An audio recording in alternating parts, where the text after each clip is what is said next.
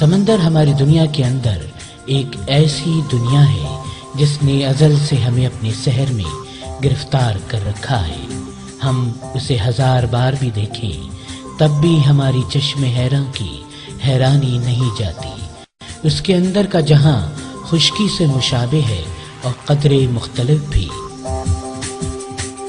ہماری زمین کی طرح سمندر میں جنگلات، پہاڑ، وادیاں، آتش فشاں دہانے، حتیٰ کہ میٹھے پانی کے چشمے اور ذخائر بھی موجود ہیں، مگر یہاں خشکی سے بالکل الگ حیوانات و نباتات کا ایک سحر انگیز جہاں موجود ہے۔ سمندر میں اترے تو لہروں کے دوش پر جھومتی ہوئی گھاس، بل کھاتی مچھلیاں، رنگ برنگے میلوں دور تک پھیلے ہوئے مونگے اور مرجان، اور ان پہ بسنے والے قسم قسم کے حیوانات ایک نازک، پرپیچ اور حیرت انگیز نظام زندگی ترتیب دیتے ہیں۔ زندگی کا یہ حساس جال اب انسانی سرگرمیوں کی وجہ سے خطرے سے دوچار ہے۔ یہاں کی دنیا منتظر ہے کہ اسے دریافت کیا جائے، کیونکہ یہاں شفا بھی ہے اور غذا کے ذخائر بھی۔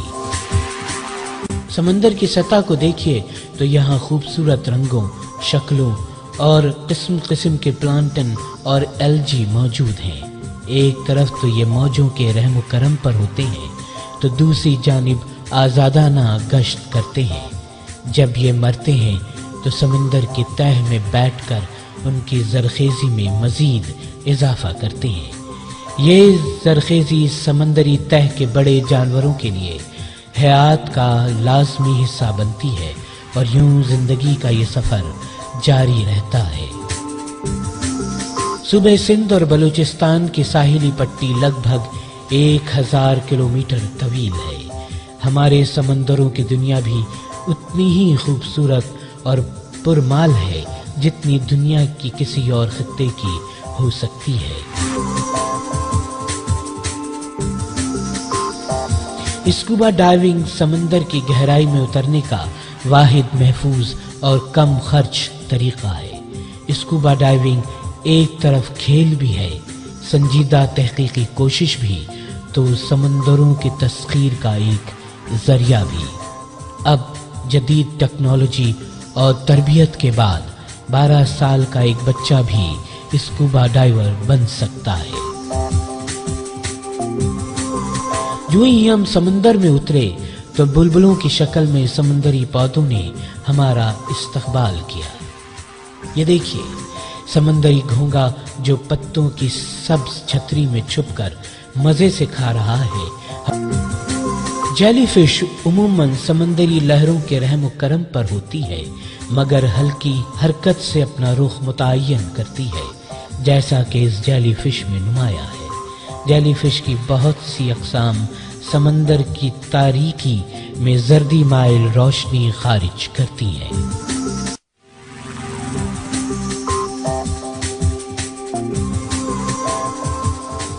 یہ بہت بڑی سی مخلوق گروپر فش ہے۔ اس کی 600 سے زائد اقسام دریافت ہو چکی ہیں۔ گروپر عموماً مرجانی چٹانوں یا غرق شدہ جہازوں کے ملبے میں رہتی ہے۔ رات کے وقت ایک لابسٹر اپنا انٹینا پھیلائے بیٹھا ہے۔ یہ دن میں چھپا رہتا ہے اور رات ہی میں خوراک کے لیے نکلتا ہے۔ پاکستانی سمندروں میں یہ لابسٹر بکثرت پائے جاتے ہیں۔ بارکوڈا مچھلیاں بھی ہمارے سمندروں کی باسی ہیں۔ یہ بہت اچھی تیراک ہوتی ہے اور تیز دانتوں کی مالک بھی۔ دنیا کے کئی ممالک میں تیراکوں نے ان کے حملے کی شکایت بھی کی ہے۔ یہ بجلی کی رفتار سے اپنا شکار جھپٹتی ہے۔ یہ مچھلیاں کھائی بھی جاتی ہیں اور اسپورٹ فشنگ میں بھی کام آتی ہیں۔ ہمارے سمندروں کی مرجانی چٹانوں میں موروئلز بکثرت پائی جاتی ہیں۔ ان پر خوبصورت نقش و نگار بنے ہوتے ہیں۔ جس طرح خوبصورت گلاب پر ہاتھ بڑھانے سے کانٹا چبھ جاتا ہے، اسی طرح موروئلز کی خوبصورتی کو دیکھ کر اس کو ہاتھ نہ لگائیں کہ اس کے دانت بہت نوکیلے ہوتے ہیں۔ हमारा समंदर सितारा मछलियों से भरा हुआ है। देखिए ये सितारा मछली कितनी मध्यम अंदाज में हरकत कर रही है। समंदरी फर्श पे महवे आराम ये स्क्विड हमें देखते ही पलट गई और तेज भागने लगी। अब ये आगे आगे और हम पीछे। ये कदरे बड़ी स्क्विड जिसने करीब आकर हमें खुश आमदेद कहा। पाकिस्तानी समंदरों में कई अक़साम के स्क्विड पाई जाती हैं।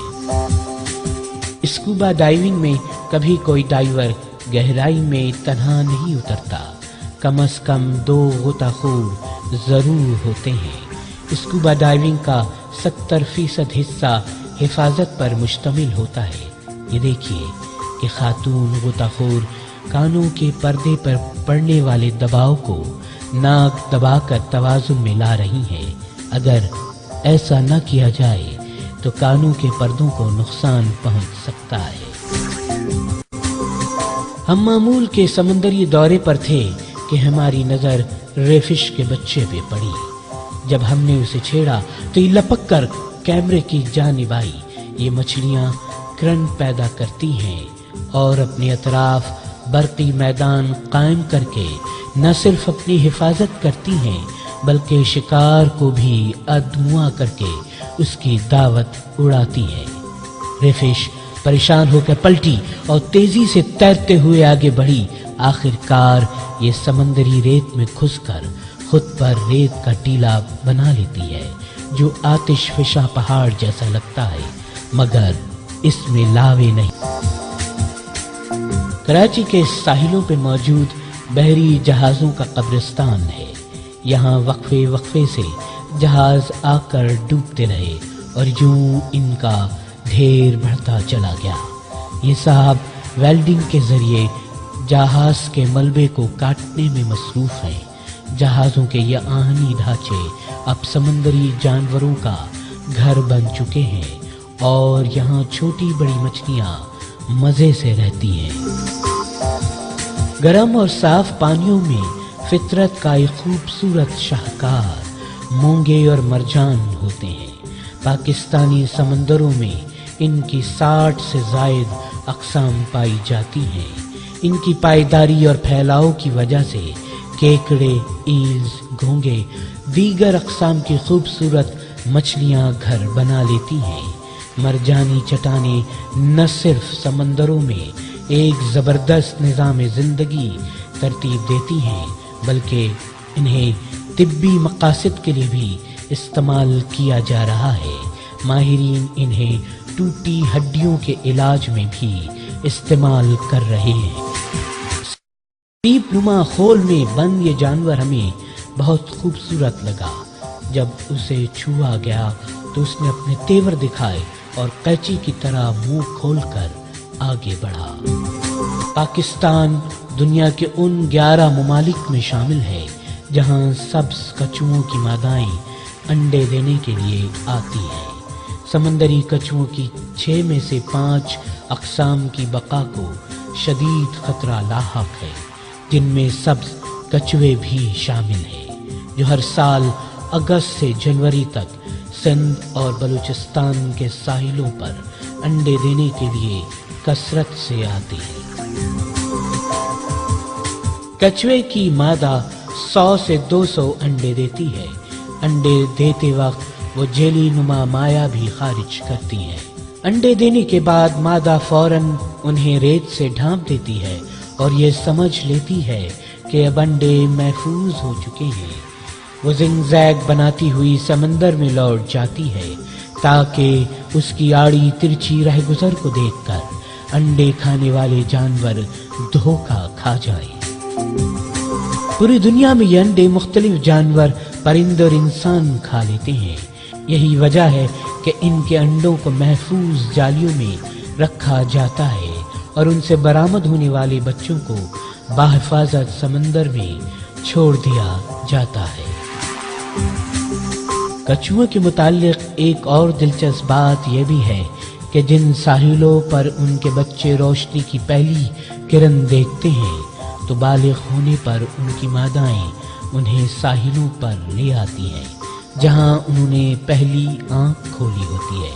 ماہرین نے پوری زندگی اس مفروضے پر تحقیق کر کے ان کی تصدیق کی ہے، اور ان کا کہنا ہے کہ کچھوے کے بچے پیدا ہوتے ہی اس ساحل کا نقشہ اور مقام ذہن میں بٹھا لیتے ہیں اور انڈے دینے کے لیے عین اسی جگہ کا رخ کرتے ہیں۔